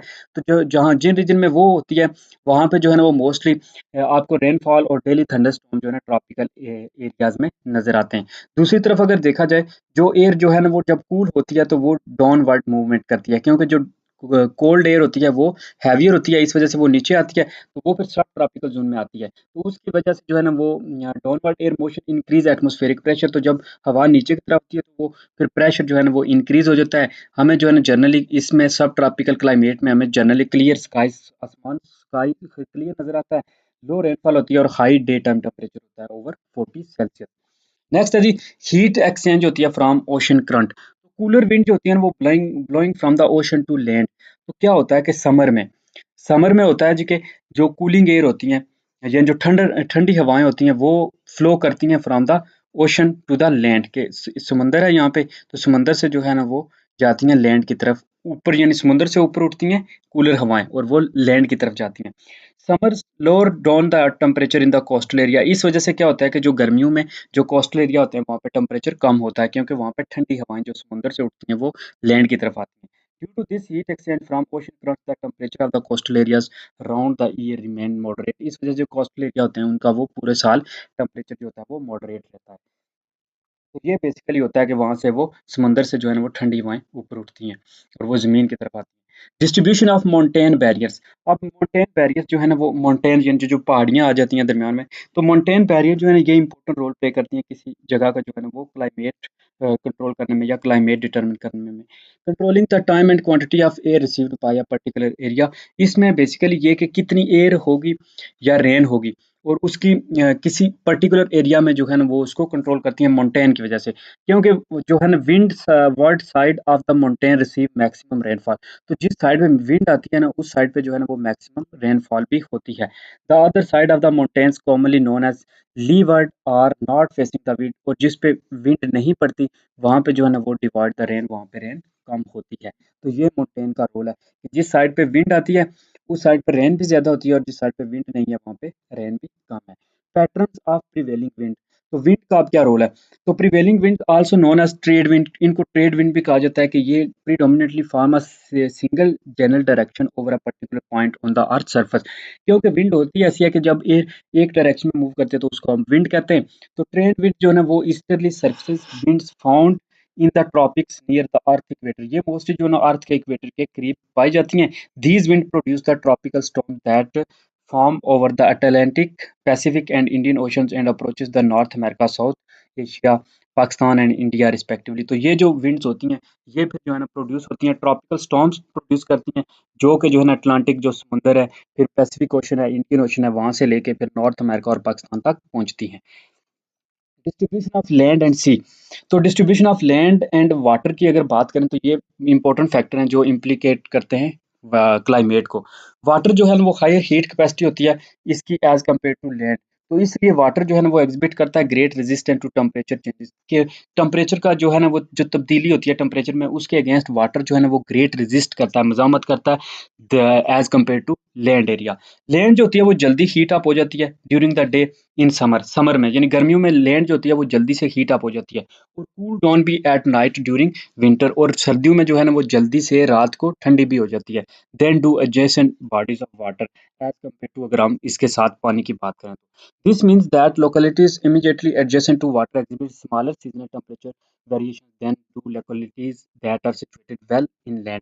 तो ये होता है कि जो पानी के करीब जो होती है ना ज़मीन की जो लैंड होती है वो बहुत कम जो है ना वो एग्जिबिट करती है स्मॉलर सीजनल, वहाँ पे टेम्परेचर वेरिएशंस आती हैं, जबकि एज कम्पेयर टू जो लैंड होती है वहाँ पे ज़्यादा आती हैं। आगे हमने लैटीट्यूड पढ़ा था। अब हम एल्टीट्यूड की बात करते हैं, तो एल्टीट्यूड जो है ना ये भी एक अदर क्लाइमेट कंट्रोल एल्टीट्यूड और एलिवेशन, यानी जो ऊपर ऊंचाई होती है, तो ये एक जो है ना gradual decrease in average temperature, जैसे जैसे ऊपर जाता है with increasing latitude, latitude increase होगा तो वो टेम्परेचर जो है ना वो डिक्रीज होगा, यानी जमीन के ऊपर जितना आप जाएंगे, तो जैसे पहाड़ियों वगैरह या माउंटेन वगैरह पे आप जाते हैं तो there is a decrease in temperature with increase in elevation, तो जैसे जैसे ऊंचाई बढ़ेगी वैसे वैसे टेम्परेचर डिक्रीज होगा। High mountain near the equator, equator के करीब जो हाई माउंटेन्स है वहाँ पे बहुत ज़्यादा वेजिटेशन है, यानी ग्रासेस वगैरह आपको नज़र आती हैं, but permanent ice and snow eight there summits, लेकिन उनके ऊपर जो है ना वो परमानेंट आइस भी होती है। इसके लिए एक जो है ना वो कोपेन क्लाइमेट क्लासिफिकेशन सिस्टम है। कोपेन क्लाइमेट जो है ना वाइडली यूज सिस्टम है क्लासिफाई करने के लिए वर्ल्ड का क्लाइमेट। ये कैटेगरीज बेस करता है on the annual and monthly average of temperature, यानी एंड प्रेसिपिटेशन के किसी रीजन में जो है ना एनुअल यानी सालाना या फिर कुछ मंथली जो है ना टेम्परेचर की जो एवरेज है, या फिर वहाँ पे बारिश वगैरह कितनी होती है या बर्फ कितनी पड़ती है। ये सिस्टम रिकॉग्नाइज करता है 5 मेजर क्लाइमेटिक टाइप्स को। ईच टाइप जो है ना वो डेजिग्नेट करती है कैपिटल लेटर की मदद से। ट्रॉपिकल मॉइस्ट क्लाइमेट है, जहाँ पे तकरीबन जो है ना वो तमाम मंथ्स एवरेज टेम्परेचर जो है वो 80 सेल्सियस से अबव या 80 सेल्सियस या इससे अबव रहता है। ड्राई क्लाइमेट है, जहाँ पे जो है ना deficient precipitation during most of the year, के मोस्ट ऑफ द ईयर जो है ना वो वहाँ पे बहुत कम डेफिशिएंट रहता है प्रेसिपिटेशन का, यानी बारिश वगैरह बहुत कम होती है। मॉइस्ट मिड लैटिट्यूड क्लाइमेट है विद माइल्ड विंटर, वहाँ पे बहुत कम जो है ना वो हल्का विंटर आता है। मॉइस्ट माइल्ड लैटिट्यूड है क्लाइमेट है जहाँ पे कोल्ड विंटर बहुत सख्त सर्दी पड़ती है, और पोलर क्लाइमेट्स होते हैं जहाँ पे कोल्ड विंटर और समर होते हैं एक्सट्रीमली। अब एक एक और आगे उसने किया हुआ एक्सप्लेन। नंबर वन पे आता है जी tropical moist climate. Tropical moist climate जो है ना वो एक्सटेंड करता है नॉर्थवर्ड एंड साउथवर्ड, यानी नॉर्थ और साउथवर्ड इक्वेटर से। ये इक्वेटर है तो इसके नॉर्थ और साउथ में जो है ना वो जाता है। देन जो है ना इसके अबाउट 50 टू 25 ऑफ लैटिट्यूड, और ये 50 टू 25 जो है ना ऑफ लैटिट्यूड होता है। All this climates all months average temperature की हम ऊपर ही बात कर चुके हैं, ये 18 सेल्सियस या इससे अबव होता है। एनुअल जो प्रेसिपिटेशन है वो 1500 मिलीमीटर से ग्रेटर है, बारिश वगैरह होती है। थ्री माइनर जो है ना कोपेन क्लाइमेट टाइप एग्जिस्ट करती हैं इस ग्रुप ए में, जिसका नाम है tropical moist climate. Number one पे आता है ए एफ, यहाँ पे ट्रॉपिकल वेट। नंबर टू है A M is a tropical monsoon, और नंबर थ्री है ट्रॉपिकल वेट या ड्राई। जो ट्रॉपिकल वेट है, यहाँ पे वेट नाम से ज़ाहिर करता है कि यहाँ पे जो है ना प्रेसिपिटेशन जो है ना वो होल ईयर लॉन्ग जो है ना वो प्रेसिपिटेशन होती है। मंथली टेम्परेचर जो वेरिएशन है वो लेस देन जो है ना 3 सेल्सियस है।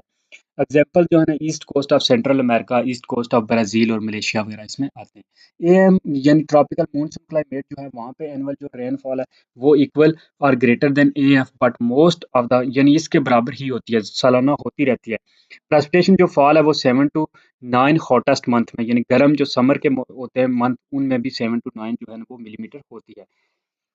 देन जो है ड्यूरिंग ड्राई सीजन अगर देखें तो बहुत कम रेनफॉल अकर होती है। एग्जांपल जो है ना इस कोस्टल एरियाज की वो south west India, Sri Lanka, Bangladesh वगैरह हैं। ट्रॉपिकल वेट ड्राई की जो बात करें जिसको सवाना कहा जाता है, ये एक्सटेंड करता है सीजन ड्यूरिंग विंटर, के विंटर के सीजन में प्रेसिपिटेशन जो है ना wet season is usually less than 1000 millimetre से लेस देन है, और ये सिर्फ जो है ना समर सीजन में and only during the summer season नजर आता है, और नॉर्थन और ईस्टर्न इंडिया में ये पाया जाता है।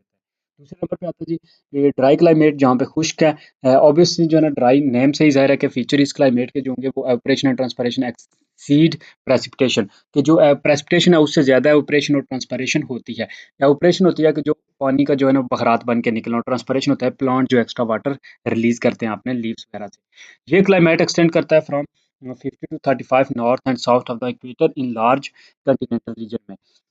इसको आगे जो है ना वो डिवाइड किया गया है, जिसमें BW जिसे ड्राई एड कहा जाता है, जो डेजर्ट वगैरह जिसमें आते हैं वे 12% आपका डेजर्ट का जो है ना वो सरफेस और dominated by zero phytic vegetation. Zero phytic ऐसे प्लॉट्स होते हैं जो बिल्कुल जो है ना ड्राई कंडीशन में भी सर्वाइव कर जाते हैं, जिनको बहुत लो वाटर चाहिए होता है। और रूट्स इनकी क्योंकि लॉन्ग होती हैं तो वो पेनिट्रेट करके ज़मीन से पानी ले लेते हैं। ड्राई जिसमें कैक्टस वगैरह आते हैं। ड्राई जो है ना वो सेमेरिड, सेमी एड, सेमी एड जो है ना जिसमें स्टेप आता है, ग्रासलैंड क्लाइमेट होते हैं और ये 40% आज तक पाए जाते हैं। यहाँ पे भी जो है ना प्रेसिपिटेशन लो देना है, बीडब्ल्यू से भी यहाँ पे लो है, यानी ड्राई एरिड। नंबर 3 आता है जी मॉइस्ट सब tropical mid latitude climate. Moist जो है ना सब ट्रॉपिकल मिड लैटिट्यूड जो है ना यहाँ पे generally has warm and humid summers. Summers आते हैं वार्म होते हैं और दूसरा ह्यूमिड होते हैं, और वाइल्ड माइल्ड विंटर होते हैं। ये एक्सटेंड करता है from 30 to 50 of latitude mainly to the eastern and western border of the most continents. उसके इसमें आगे इसको डिवाइड माइनर 3 टाइप्स में एग्जिट करता है। ह्यूमिड सब ट्रॉपिकल, इसको CFA कहा जाता है। ह्यूमिड में जो है ना has not muggy summers and frequent thunderstorm, ना यहाँ पे जो है ना वो मगी समर्स होते हैं और ना ही फ्रीक्वेंट थंडरस्टॉर्म होते हैं। विंटर जो है ना वो माइल्ड होता है। प्रेसिपिटेशन ड्यूरिंग द सीजन जो है ना वो comes and mid latitude cyclone भी यहाँ पे बनते हैं, वो साइक्लोन जिनको हम कहते हैं वो गर्दाब से। CFB ये मरीन क्लाइमेट्स होते हैं जो found on the western coast, जो समुद्र के किनारे जो कंटिनेंट्स होते हैं वहाँ पे मौजूद होते हैं। They have a humid climate, इनमें ह्यूमिड क्लाइमेट और शॉर्ट ड्राई सब समर होता है। हैवी प्रेसिपिटेशन अकर होती है ड्यूरिंग द माइल्ड विंटर्स। तीसरे नंबर पे आता है मेडिटेरेनियन क्लाइमेट। मेडिटेरेनियन क्लाइमेट जो है ना वो रिसीव करता है rain primarily during winter season, winter season में होती है। और extreme summer aridity is caused by the sinking air of the subtropical high and most may exist for up to 5 month तक होती है। नंबर डी है जी moist continental mid latitude climate. तो मोस्ट जो कॉन्टिनेंटल मिड लैटिट्यूड क्लाइमेट्स हैं वो have warm to cool summers and cold winters. तो उसमें जो है ना वो गर्म से ठंडे समर हो सकते हैं और ठंडे जो है ना वो विंटर होता है। लोकेशन जो है ना इनकी वो pole world of the sea climate. The average temperature जो है ना मंथ इज 10 सेल्सियस, और जो कोल्डेस्ट का है वो -3 सेल्सियस तक जाता है। पोलर क्लाइमेट लास्ट में, पोलर क्लाइमेट जो है ना वो have year round cold temperature होता है with the month less than 10 Celsius, और जो मंथ जो गर्म महीने हैं वहाँ पे जो है ना वो 10 सेल्सियस तक जाता है।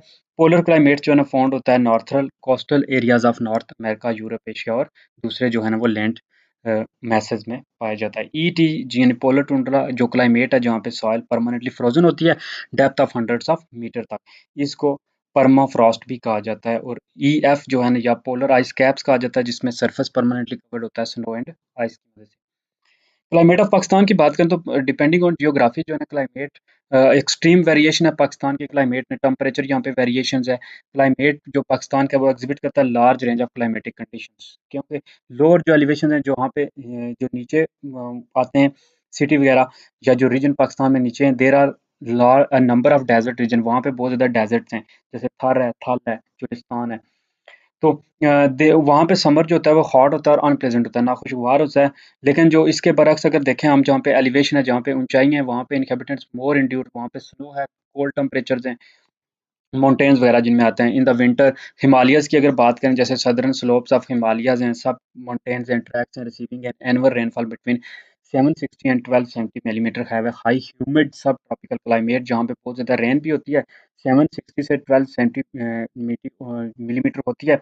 और एक्सट्रीम नॉर्थ में जो है ना वो ग्रेट हाइट आती है जिसमें हाई लैंड क्लाइमेट प्रीवेल्स करता है। कंट्रोलिंग फैक्टर जो क्लाइमेट्स हैं वो स्पेसिफिक फीचर्स हैं जिनको हम सेपरेटली जो है ना वो यूनिट करेंगे आगे।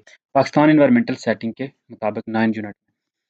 अर्बन माइक्रो क्लाइमेट जो है एक टॉपिक है यहाँ पे। अर्बन माइक्रो क्लाइमेट जो है ना अबाउट 12,000 ईयर्स अगो के 12,000 साल जो है ना पहले ह्यूमन बीइंग जो है ना वो हंटर थे, वो गैदर्स थे, यानी मिलजुल के हंटिंग करते थे, फूड वगैरह जो है ना वो हंटिंग के जरिए लेते थे। तो आस्ता आस्ता जो है ना वो एवोल्यूशन हुआ, limited by the amount of food they could find, they came a revolution. फिर एक रेवोल्यूशन आया, लोगों ने फिर जो है ना वो जो लोग स्टोन एज थे जिसको नियोलिथिक कल्चर कहा जाता है, यानी न्यू स्टोन एज, जिसमें लोगों ने जो है ना वो डोमेस्टिक एनिमल्स वगैरह और क्रॉप ग्रो करना शुरू कर दी।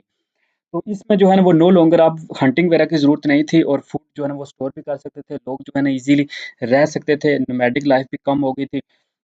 जो है ना लोगों में लेस मैटिंग स्किल्स डेवलप हो गई थी। We see the development of some settlement लोगों ने शुरू कर दी, पॉपुलेशन का नंबर इंक्रीज हो गया और लोगों ने एनवायरनमेंट के ऊपर डोमिनेट करना शुरू कर दिया गया। फिर जब न्यू स्टोन एज की बिगिनिंग हुई तो वर्ल्ड की पॉपुलेशन जो है ना सिर्फ 5.5 मिलियन थी, लेकिन नाउ अब जो है ना वो तकरीबन 7 हो गई है।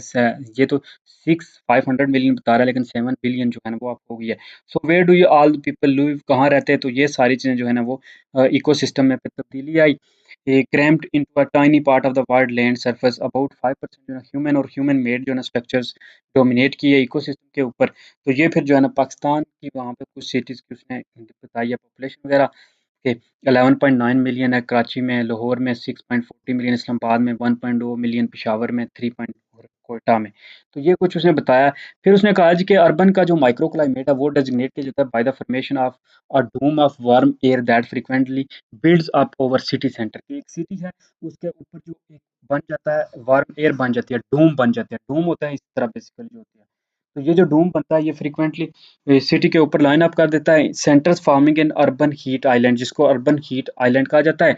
तो एज अ रिजल्ट जो टेम्परेचर होता है सिटी का वो सेवरल डिग्री तक हाई हो जाता है in the surrounding country side बाकी मुल्क के मुकाबले में। जैसे आजकल लाहौर का बहुत ज़्यादा हाई हुआ है, वहाँ पे जो है ना फॉग हुई है, तो इसकी वजह से जो है ना वो कार्बन डाइऑक्साइड की क्योंकि मिकदार ज़्यादा हो गई है इस वजह से। देयर आर 2 मेन रीज़न होते हैं। एक heat energy is release from industry के, एक वजह तो ये होती है कि सिटी में जो हीट एनर्जी रिलीज़ होती है इंडस्ट्री वगैरह या डोमेस्टिक बिल्डिंग से, वो through poorly insulated roofs, doors and windows and ररी इन incandescent लाइट बल्ब जो होते हैं, like those still used in many homes, only uses 10% of energy required for light and gives the rest off as heat।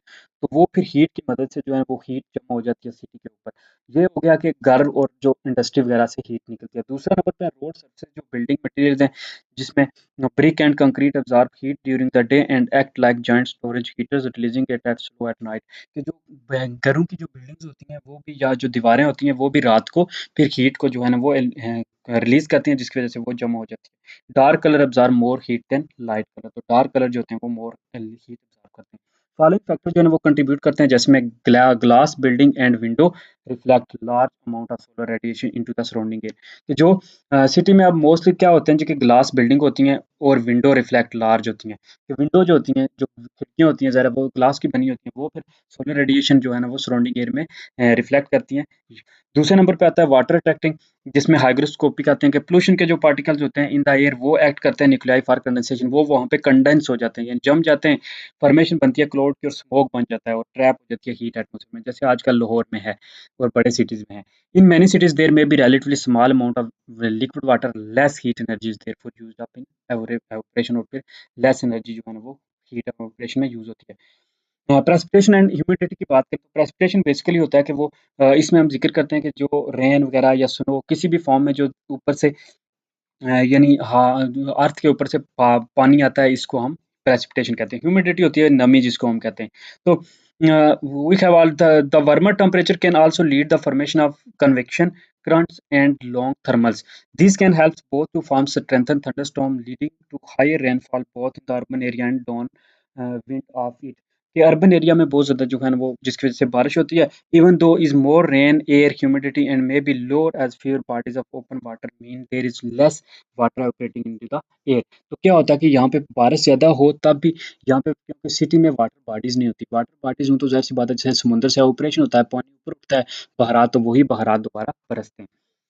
तो ये हो गया precipitation और humidity का। दूसरे नंबर पे आता है एटमॉस्फेरिक पोल्यूशन। जो अर्बन है एटमॉस्फेयर, वहाँ पे बहुत ज़्यादा पोल्यूशन लेवल हाई इंक्रीज़ होता है, हाई है हो रहा है, क्योंकि वहाँ पे फॉसिल फ्यूल बर्न हो रहा है, यानी पेट्रोल वगैरह, कार एग्ज़ॉस्ट, जो कार्स में से धुआँ वगैरह निकलता है, फिर क्लोरोफ्लोरोकार्बन्स हैं, जो क्लोरोफ्लोरोकार्बन गैस है, जो रेफ्रिजरेटर वगैरह भी एरोसोल स्प्रेज़ में यूज़ की जाती है।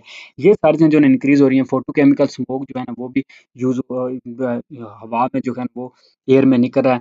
तो ये सारी चीज़ें ऑक्साइड बनाती हैं, जिसमें नाइट्रोजन, अनबर्न्ड हाइड्रोकार्बन वगैरह, व्हीकल का एग्जॉस्ट, ये सारी चीज़ें लोअर एटमॉस्फेयर में जमा हो जाती हैं, जो ट्रोपोस्फेयर एटमॉस्फेयर की लेयर है वहाँ पे। तो फोटोकेमिकल स्मोक को जो है ना ozone in the wrong place भी कहा जाता है। तो ये सारी चीज़ें मिलके जो है ना वो एक स्ट्रेटोस्फेयर और नॉट इन द ट्रोपोस्फेयर। तो इस वजह से जो है वो स्ट्रेटोस्फेयर में बन जाती है ओजोन। एज़मा जैसी बीमारियाँ होती हैं, पोल्यूशन जो है ना वो कॉज़ करता है मैनी अदर प्रॉब्लम, जिसमें blocking and ruin of buildings and other structure, दूसरे स्ट्रक्चर को तबाह भी कर रहा है, ब्लैकनिंग हो रही है, डैमेज कर रहा है जो ओजोन लेयर है उसको, फॉर्मेशन एसिड रेन बन रही है, जो वाइल्ड लाइफ को और तमाम जो हैबिटेट है उनको तबाह कर दिया। देन लाइट क्लाउड जो कवर होता है पोल्यूशन स्मोक वो रिड्यूस कर देता है amount of solar radiation. Solar radiation जो है ना अर्बन जो सिस्टम में इतनी जो है ना वो बहुत लो इंटर करती है, क्योंकि ऊपर जो है ना वो बहुत ज़्यादा जिसको हम स्मोक कहते हैं वो होती है, स्मोक और फॉग दोनों इकट्ठे होके, तो इसलिए जो है ना वो लाइट की अमाउंट जो होती है ना वो रिड्यूस हो जाती है। तो नाइट में जो है ना वो it is however the biggest difference between urban and rural areas seen. तो आप देख सकते हैं वहाँ पे क्या डिफरेंस है। Next wind. तो विंड जो होती है ना टॉल बिल्डिंग जो प्रोवाइड करती हैं शेल्टर, और फास्ट मूविंग विंड जो होती हैं अपर एटमॉस्फेयर में वो at the same time or building can disturb the pattern of air flow. उनके पैटर्न को भी बिल्डिंग डिस्टर्ब करती हैं आगे, क्योंकि बिल्डिंग होती है। Climate change, global warming and green house effect. Climate change simply ये है कि जो क्लाइमेट है, जो आबो हवा है, इसमें जो तब्दीली आ रही है, यानी टेम्परेचर इंक्रीज हो रहा है, पोल्यूशन बढ़ रहा है। ग्लोबल वार्मिंग ये है कि कुराए अर्ज़ का टेम्परेचर, जो दुनिया का टेम्परेचर, जो ज़मीन का टेम्परेचर बढ़ रहा है हर साल। फिर ग्रीन हाउस इफेक्ट क्या है, तो यही हम देखेंगे। सिंपली ग्लैंस में यही है कि जो हम इस सेक्शन में यही डिस्कस करेंगे कि एटमॉस्फेरिक जो टेम्परेचर है, जो पोल्यूशन है वो इंक्रीज हो रहा है, टेम्परेचर सरफेस का, ज़मीन के सरफेस का जो इंक्रीज हो रहा है, ग्रीन हाउस गैसेज जो है ना वो इंक्रीज होने की वजह से ग्रीन हाउस इफेक्ट भी बहुत ज़्यादा बढ़ रहा है। तो हम इन्हीं बातों को यहाँ पे लेके चलेंगे। सबसे पहले है क्लाइमेट चेंज। क्लाइमेट चेंज होता क्या है? क्लाइमेट चेंज रेफर करता है कि वेरिएशन एट द ग्लोबल और रीजनल लेवल ओवर टाइम, के ग्लोबली दुनिया में, या फिर पूरी दुनिया में, यानी या पूरे कुरा में, या फिर किसी खास रीजन में जो लेवल हो रहा है, वेरिएशन आ रहा है क्लाइमेट का, इसको क्लाइमेट चेंज कहा जाता है। ये बेसिकली इन चीज़ों से डिस्क्राइब किया जाता है कि जो एवरेज स्टेट थी एटमॉस्फेयर की, या एवरेज वेदर था, जो ओवर टाइम वो तब्दील हो रहा है स्केल। तो वो decade of to millions of years के वो इसमें दाई हो सकती है, या मिलियंस जो है ना वो साल लग सकते हैं। दीज वेरिएशन जो है ना वो प्रोसेस हो रहा है इंटरनल टू द अर्थ, कि ज़मीन के अंदर जो प्रोसेस हो रहे हैं उनकी वजह से हो रहा है, by driven by external force, और कुछ एक्सटर्नल फोर्स जिसमें सनलाइट की इंटेंसिटी इंक्रीज हो रही है। ह्यूमन की कुछ एक्टिविटीज़ हैं जो इस चीज़ को कम कर रही है या ज़्यादा कर रही हैं। तो इन सब को समझने के लिए हमने वेदर को पहले डिफाइन कर चुके हैं कि weather from day to day जो चेंज होती है, और क्लाइमेट जो होती है वो भी तब्दील होता है। जब वेदर चेंज हो रहा है, ज़ाहिर सी बात है, तो क्लाइमेट भी चेंज होता है, क्योंकि वेदर की ही लॉन्ग टर्म जो फॉर्म है वो क्लाइमेट है। तो ये नेचुरली भी हो सकता है, और एक्सटर्नल फैक्टर की, इंटरनल और एक्सटर्नल फैक्टर दोनों इसको इफेक्ट करते हैं। तमाम चेंजेस हैं जो वो सिर्फ नेचुरल प्रोसेस नहीं है, यानी कुदरती प्रोसेस नहीं है, बल्कि ह्यूमन की जो एक्टिविटीज़ है वो भी बहुत ज़्यादा इसके ऊपर इन्फ्लुएंस डाल रही हैं। और ह्यूमन की जो एक्टिविटीज़ इन्फ्लुएंस डाल रही हैं उसको कहते हैं एंथ्रोपोजेनिक क्लाइमेटिक चेंज, के इंसानों की वजह से जो तब्दीलियाँ आ रही हैं उनको कहते हैं एंथ्रोपोजेनिक क्लाइमेट चेंज। तो ये इसमें मोस्ट जो ज़िक्र आता है वो यूज़ ऑफ फॉसिल फ्यूल के, हम पेट्रोल वगैरह जो गाड़ियाँ ज़्यादा यूज़ हो रही हैं, बिल्डिंग्स जो बनती हैं सिटी में, सिटी का जो अर्बनाइज़ेशन, यानी सिटी इंक्रीज़ हो रहे हैं, ये सारी चीज़ें। फिर सोशियो इकोनॉमिक शिफ्ट आ रहा है इंडस्ट्रियल एरिया में, the accelerated Uptake of fossil fuel बहुत ज़्यादा यूज़ हो रहा है, ब्रॉड स्केल पे डिफॉरेस्टेशन हो रही है, यानी दरख्त काटे जा रहे हैं। ये सब चीज़ें जो है ना वो to the green house effect, natural green house effect में कंट्रीब्यूट कर रहे हैं। नेक्स्ट ये है जी कि for areas for the concern, के जो कंसर्न के एरियाज हैं उसमें वेरिएबिलिटी एंड एक्सट्रीम, जो एक्सट्रीम आ रही है, वेरिएबली एक्सट्रीम्स चीज़ें बहुत जो है ना वो ऊंचाई पे जा रही हैं, बहुत ज़्यादा एक्सट्रीम हो रही हैं, शिद्दत आ रही है उनमें। ये simply change average average condition, जो एवरेज कंडीशन है, जो एवरेज टेम्परेचर था, जो एवरेज तब्दीलियाँ थी, उनको ये इफेक्ट कर रही हैं। हम ये कह सकते हैं कि एवरेज एनुअल टेम्परेचर जो है ना वो राइज हो रहा है 2 to 3 फ़ारेनहाइट में। और अगर हम इसको सीरियस ना लें, हमें रियलाइज़ करना चाहिए कि only 1 Celsius rise in temperature may displace millions of people, के मिलियंस ऑफ पीपल जो है ना वो सिर्फ अगर सालाना 1 सेल्सियस टेम्परेचर भी इंक्रीज़ होता है ना, तो वो भी इफ़ेक्ट करता है। तो ये जो इस तरह के पीपल होते हैं वो क्लाइमेट रेफ्यूजीज़ बन के रह जाएँगे, यानी उन्हें हिजरत करनी पड़ जाएगी, एक जगह से दूसरी जगह जाना पड़ जाएगा टेम्परेचर ज़्यादा इंक्रीज़ या डिक्रीज़ होने की वजह से। तो ये इसका होता क्या है कि 1990s में जो है ना वो वर्म्स डिकेड, इसको 1990 यानी 1991 से 2000 तक की जो डिकेड है, इसको वर्म्स डिकेड यानी बहुत ज़्यादा गर्म डिकेड कहा जाता है, पिछले कई हज़ार सालों से।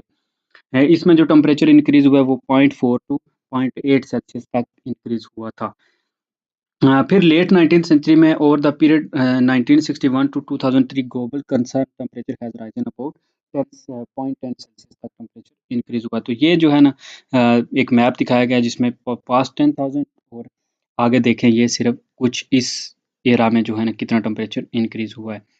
यानी ये 1980, ये देखें 1960 के बाद जो है ना ये, और फिर 2000 तक कितना ऊपर चला गया। तो ये इतना ज़्यादा जो है ना वो इफ़ेक्ट हुआ है टेम्परेचर में। नेक्स्ट है जी क्लाइमेट चेंज का इम्पैक्ट क्या होगा? फोर्थ असेसमेंट रिपोर्ट जो रिलीज़ की गई थी 2007 में by the inter governmental panel on climate change यानी आईपीसीसी ने उन्होंने स्टेट किया था कि रीज़न जो हैं जिनने क्लाइमेट चेंज कंसर्न बना दिया ह्यूमन बींग्स के लिए टुडे, वो उनका एक ब्रीफ अकाउंट उन्होंने दिया था। हाइड्रोलॉजी एंड ग्लेशियर्स, हाइड्रोलॉजी होती है वाटर की स्टडी को कहते हैं, और ग्लेशियर्स वगैरह जो बर्फ़ के तोदे होते हैं। ग्लेशियर्स आर रिट्रीट हो रहे हैं, snow cover is decreasing, snow cover यानी बर्फ़ पिघल रही है, मेल्ट हो रही है। हमें ये भूलना नहीं चाहिए कि जो ग्लेशियर्स होते हैं वो मेजर फ्रेश वाटर रिसोर्स हैं अवेलेबल ऑन अर्थ के, वो ज़मीन पर सबसे ज़्यादा पानी फ्रेश पानी देने वाले रिसोर्सेज हैं। सीजनल मेल्टिंग हो रही है ग्लेशियल आइस की, कि जो बर्फ़ बनती थी पहाड़ों के ऊपर वो fresh drinkable water to us जो हमें प्रोवाइड करती थी ड्रिंकेबल वाटर।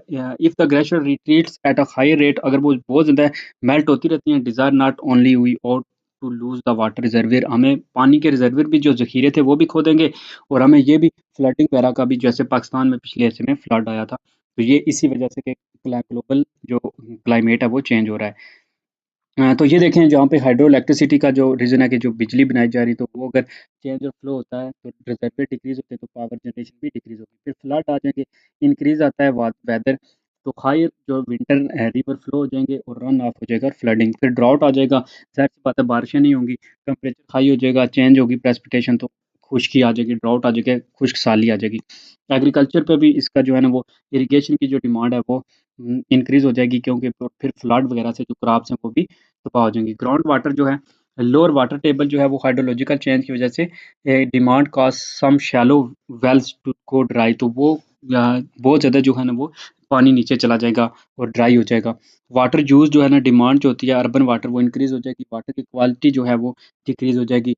डिटेल डेल्टा जो लेवल्स था, डेल्टा लेवल्स वो सी लेवल जो राइज़ हो जाएगा और थ्रेटन करेगा डेल्टा जो लेवल्स है, ये ज़मीन जो है ना उसके ऊपर पानी आ जाएगा, शहर जो समुद्र के करीब है उनके ऊपर, हैबिटाट जो है वो भी ये इम्पैक्ट होगा उसके ऊपर, जो फिशेज़ वगैरह हैं पानी के मौजूदगी की वजह से या फ्लड वगैरह की वजह से। फिर रिवर फ्लो जो है वो उसके ऊपर जो वाटर सप्लाई है वो इम्पैक्ट होगी, वाटर की क्वालिटी, फिशरीज़ और रिक्रिएशन में सब में जो है ना वो इफ़ेक्ट पड़ेगा इसका।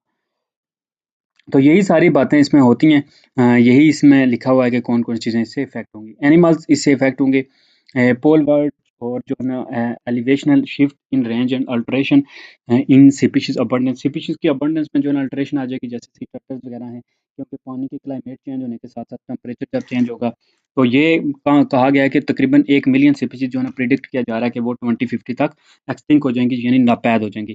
तो क्लाइमेट चेंज जो है ना वो फेवरेबल टू सर्टेन स्पीशीज़, कुछ स्पीशीज़ के लिए वो फेवरेबल होगा कि वो पॉपुलेशन को प्रमोट भी करेगा, लेकिन ऑन द अदर हैंड अगर जो टेम्परेचर सेंसिटिव स्पीशीज़ हैं, जैसे बायोड फॉरेस्ट ड्रैगन है, या फिर कैसोवारीज़ है, ये एक्सपेक्टेड किया जाता है कि ये एक्सटिंक्ट हो जाएँगी, जो बहुत ज़्यादा सेंसिटिव होती हैं, यानी वो थोड़ा-सा टेम्परेचर तब्दील हो जाए तो उनको वो इफ़ेक्ट कर लेगा फिज़ियोलॉजिकली और मॉर्फोलॉजिकली। प्लांट्स में भी यही देखा गया है कि अबंडेंस चेंज अगर जो डिस्क्राइब किया जाएगा तो इसके कॉन्सिक्वेंस ये हो गया कि शिफ्ट हो जाएगा प्लांट डाइवर्सिटी में। एक्सपेक्ट किया जाता है कि ये क्लाइमेट चेंज के थ्रू होगा। टेम्परेचर, प्रेसिपिटेशन और अवेलेबल वाटर, ड्राउट, ये सारी चीज़ें जो है ना वो critical factors that regulate plant growth, plant की ग्रोथ को वो रेगुलेट करेंगे। कुछ प्लांट जो है ना वो उनको पानी चाहिए होता है, chilled winter days to germinate, उनको पानी चाहिए, यानी सर्दियों में भी चाहिए होती है जर्मिनेट करने के लिए, और कुछ को स्पेसिफिक हॉट और ह्यूमिड चाहिए होता है जर्मिनेट करने के लिए। इसी तरह चेंज इन फिनोलॉजी, यानी जो फ्लावरिंग के होते हैं, पॉलन ग्रेन वगैरह, वो भी ग्रोथ पैटर्न उनका भी चेंज हो जाएगा। तो यानी पूरा जो साइकिल होता है प्लांट्स का वो भी डिस्टर्ब हो जाएगा। क्रॉप्स का जो साइकिल होता है, विंटर वाली क्रॉप्स और फिर समर वाली क्रॉप्स, वो भी डिस्टर्ब हो जाएगा उनका साइकिल। रेनफॉल जो है एवरेज फ्यू डिग्री, जब टेम्परेचर इंक्रीज हो जाएगा तो ये हीट वेव्स और फीवर फ्रॉस्ट आ जाएंगे। मोर वाइल्ड फायर्स, जंगलों में आग ज़्यादा लगेगी, ड्राउट हो जाएगा। रीजन में जो है ना rainfall will receive increase rain, दस रिजल्टिंग इन फ्लड। तो प्लांट वगैरह जब डिफॉरेस्टेशन ज़्यादा हो जाएगी, बाकी जो लाइफ है वो डैमेज होगी, तो फिर इसकी वजह से जब बारिश ज़्यादा होगी तो वो फिर फ्लड भी आएंगे। नेक्स्ट है जी ट्रॉपिकल हरिकेन्स एंड साइक्लोन्स। तो ट्रॉपिकल हरिकेन्स और साइक्लोन्स भी आएंगे, यानी स्ट्रॉन्गर जो है ना सी लेवल विल राइज जो होंगी, साइक्लोन होंगे, जिनको हम गर्दाब वगैरह कहते हैं, इस तरह बनते हैं वो। तो ये भी कमिंग डिकेड्स सम लो लाइंग कोस्टल एरिया में जो है ना आइलैंड और already feeling in the effect, कुछ और जो आइलैंड वगैरह हैं वो इस इफेक्ट को फील कर रहे हैं। Prone to in inundation from storms, आज तो उनके उन बहुत ज़्यादा स्टॉर्म आ रहे हैं, ग्लोबल वार्मिंग हो रही है, यानी टेम्परेचर इंक्रीज़ हो रहा है ग्लोबल का। तो ये सारे इफ़ेक्ट हैं ग्लोबल इसके क्लाइमेट चेंज के। फिर ग्लोबल वार्मिंग है, ग्लोबल वार्मिंग जो है ना वो काज़ कर रहा है प्राइमरी कार्बन डाइऑक्साइड अब कहाँ से आ रहा है, वो मोस्टली कोल और ऑयल और गैस जो बर्न हो रही है, जिसमें पेट्रोल वगैरह आते हैं, कोयला वगैरह आता है। तो प्राइमरी जो कल्प्रिट है वो कार्बन डाइऑक्साइड है, जिसको CO2 हम कहते हैं। ये रिलीज़ किया जाता है कोल, ऑयल और नेचुरल गैस के पावर प्लांट से, कार फैक्ट्री वगैरह से ये रिलीज़ होता है। सेकंड जो सोर्स है वो मीथेन है, मीथेन भी रिलीज़ किया जा रहा है राइस पे। वो CH4 गैस जो होती है वो राइस की जो पैडीज़ हैं, यानी ये जो चावल लगाने वाले खेत वगैरह हैं, एंड ऑफ कोर्स रॉटिंग जो गार्बेज वगैरह है, लैंडफिल्स, माइनिंग ऑपरेशन और तमाम में से जो है ना वो मीथेन निकल रहा है। क्लोरोफ्लोरोकार्बन हैं जो रेफ्रिजरेटर वगैरह, फ्रिज वगैरह से जो ओजोन डिप्लेशन का काज बनता है, नाइट्रस ऑक्साइड निकल रहे हैं। ये केमिकल्स भी फर्टिलाइजर वगैरह में पाए जाते हैं। ये एक तो ग्लोबल वार्मिंग को इंक्रीज कर रहे हैं, दूसरे नंबर पे ये एसिड रेन का सबब बनते हैं। ग्रीन हाउस इफेक्ट ये ऐसा फिनोमेना है जिसको हम दोबारा से रिकॉल करेंगे कि बजट में वो कह रहा है कि know you have studied early in section में, कि ग्रीन हाउस इफेक्ट क्या होता है, कि जो ज़मीन के ऊपर जो है या फिर जो हाउस होते हैं जिनके ऊपर वो ग्रीन लगाया जाता है फाइबर वगैरह, वो उस हीट को रिफ्लेक्ट करता है, लाइट को, और हीट वेव्स की शक्ल में रेडिएशन को। The green house gases namely carbon dioxide, methane, इसकी गैसेज जो ग्रीन हाउस गैसेज हैं, ये क्वेश्चन आता है कभी-कभी, कार्बन डाइऑक्साइड और मीथेन है। ये water in addition to water vapours accumulate in the atmosphere, ये एटमॉस्फेयर में ये एक्युमुलेट होते हैं और अल्फा रेडिएशन को ट्रैप कर लेते हैं, हीट वेव्स को जो अर्थ में एमिट होती हैं। तो ये लेयर बिहेव करती है एक ब्लैंकेट के तौर पर, ब्लैंकेट वार्म करता है फिर बॉडी को, heat of your body within it, similarly the green house gases hold and trap heat emitted by the earth to the lower atmosphere making it warmer. तो ये फिर जो ज़मीन का एटमॉस्फेयर है यहाँ पे ये ट्रैप कर लेते हैं उन वेव्स को, तो ये वेव्स फिर हीट की वजह बनती हैं। तो एक green house is a store, green house होता क्या है, एक स्टोर होता है made with a glass roof, जिसके ऊपर ग्लास का रूफ होता है, कीपिंग प्लांट्स अंडर कंट्रोल, उससे उसके नीचे प्लांट्स लगाए जाते हैं ताकि कंट्रोल टेम्परेचर और मॉइस्चर कंडीशन रखा जाए। तो जब ये फिनोमेना होता है, इस फिनोमेना को ग्रीन हाउस इफेक्ट कहते हैं। तो यही बेसिकली ये ट्रैप कर लेता है हीट वगैरह को अंदर। मीथेन क्या होती है? मीथेन एक केमिकल कंपाउंड है जो जिसका मॉलिक्यूलर फार्मूला CH4 है। ये सिंपलेस्ट अल्केन है और इसका प्रिंसिपल कंपोनेंट जो होता है वो नेचुरल गैस होता है। बर्निंग की वजह से मीथेन जो है ना, in the presence of oxygen, carbon dioxide and water, methane is relatively potent gas, green house gas. ये भी ग्रीन हाउस गैस जो पोटेंशियल रखती है कि ये ग्रीन हाउस गैस इफेक्ट इसकी वजह से हो सकता है। हम एनर्जी को डिफरेंट वे से सेव कर सकते हैं, जिसमें हम जनरली पढ़ते भी हैं कि एक तो हम टर्न ऑफ करते हैं लाइट जब हम रूम से बाहर निकलें। दूसरा हम अगर हमारे पास कार है तो हम उसको शॉर्ट जर्नीज़ के लिए इस्तेमाल करें, लॉन्ग जर्नीज़ के लिए हम जो है ना पब्लिक ट्रांसपोर्ट को इस्तेमाल करें। फिर जो है ना anything at all that use less energy, हमें वो एनर्जी सेविंग यानी बल्ब वगैरह यूज़ करने चाहिए। एलिमिनेटिंग CFCs का हमें जो है ना क्लोरोफ्लोरोकार्बन का इस्तेमाल कम कर लेना चाहिए। इंक्रीज़ करनी चाहिए प्लांटेशन, प्लांट ज़्यादा से ज़्यादा लगाएँ ताकि वो कार्बन वगैरह सिंक हो जाए और वो कार्बन डाइऑक्साइड की मिक़दार को कम करें। तो इस तरह से जो है ना ओज़ोन की डिप्लीशन भी कम होगी, ये ग्रीन हाउस इफ़ेक्ट भी कम होगा और ग्लोबल वार्मिंग भी। तो नीचे green house source of green house gases कौन-कौन सी हैं, जिसमें हमने पढ़ लिया है कि क्लोरोफ्लोरोकार्बन्स है, कार्बन डाइऑक्साइड है, बर्निंग वगैरह और ये सारी चीज़ें। फिर consequences of increase average global temperature specifically on human being पे क्या होगा, तो पूरा यार जब टेम्परेचर बढ़ जाएगा, अल्ट्रा वायलेट रेडिएशंस आ रही हैं ज़मीन के ऊपर जो इंसानों को इफ़ेक्ट करती हैं, स्किन कैंसर, फिर इंसानों को शिफ्ट होना पड़ेगा जब एक्सट्रीम हो जाएंगे सीज़न।